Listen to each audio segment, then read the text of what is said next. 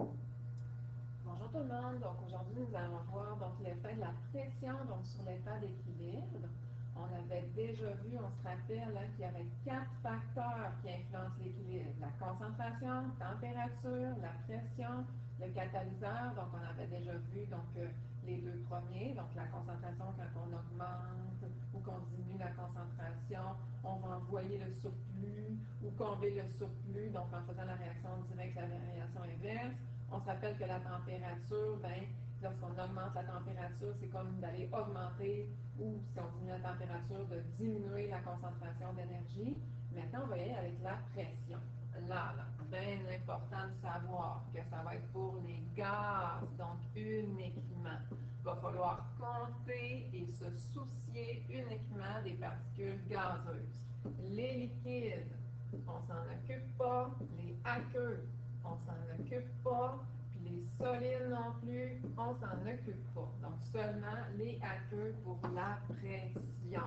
OK? Donc on fait attention. Règle 3, super important. Donc lorsqu'on a une augmentation de pression, on déplace l'équilibre d'un système gazeux vers le plus petit volume, le moins nombre de molécules.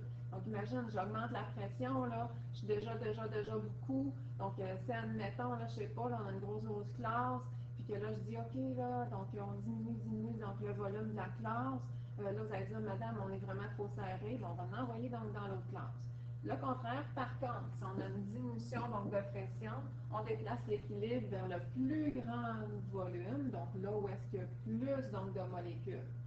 Donc, c'est sûr que pour se rappeler de tout ça, les petits trucs, là, vraiment important. Si on augmente la pression, ça va du plus grand nombre de particules gazeuses au moins. Et si on diminue la pression, on retient du moins au plus. Vous allez comprendre donc tantôt avec mon exemple. Regardez donc pas tout de suite donc avec l'exemple, là, pas celle-là. Okay? Celle-là, donc on ne la fera pas, on va y aller donc avec celle-ci. Donc pour comprendre tout ça. OK. Fait que là, on a une réaction.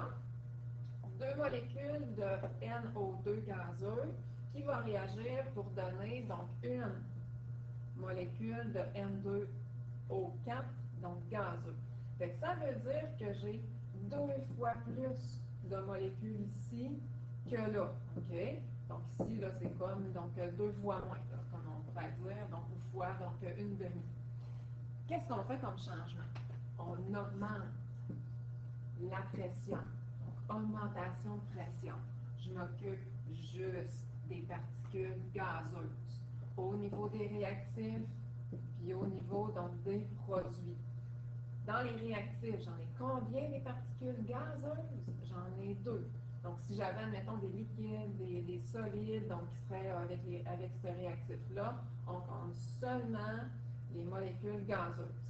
Et ici, du côté donc, des produits, donc on en a une molécule gazeuse. Regardez bien. On avait dit tantôt que le petit truc, si j'augmente la pression, j'en vais vous montrer le petit truc là. Si j'augmente la pression, ça va du plus au moins. Du plus au moins. Qu'est-ce que ça veut dire? Ça veut dire que je vais aller du plus grand nombre de particules gazeuses vers le côté où est-ce qu'il y en a moins. Donc, du plus, on s'entend dessus que 2, c'est plus gros que 1, fait que du plus au moins. Du plus au moins, fait que c'est la réaction directe qui est favorisée, dans ce cas-ci, lorsqu'on augmente la pression.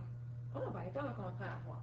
Fait que lorsqu'on diminue la pression, le truc nous dit qu'on va du moins grand nombre de particules gazeuses au plus grand nombre de particules gazeuses. Logiquement, ça devrait être la réaction inverse qui est favorisée, puisque ça serait le contraire, on va aller voir, donc ça fonctionne. Ici, donc si on regarde, moins grand nombre au plus grand nombre, moins grand nombre, c'est lui, donc une particule gazeuse pour 2. Fait que oui, c'est la réaction inverse donc qui serait favorisée.